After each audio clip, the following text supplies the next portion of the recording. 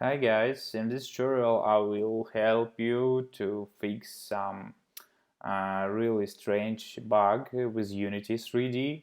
So uh, if you build your simple project onto your iOS or Android device, occasionally it can be very laggy, and movement of your objects are really not smooth.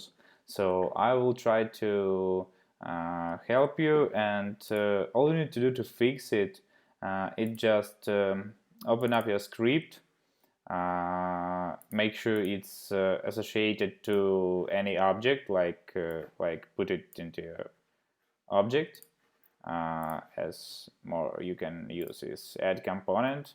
So and open up your script, and all you need to do is to write in this start method is application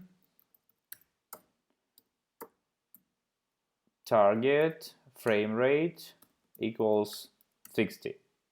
So now just build and run on your Android or iOS device, and if you don't use some heavy calculations, heavy logic, or having really big textures, so this will definitely help you to fix your laggy movement. So your movement will become smooth because you will change the frame rate.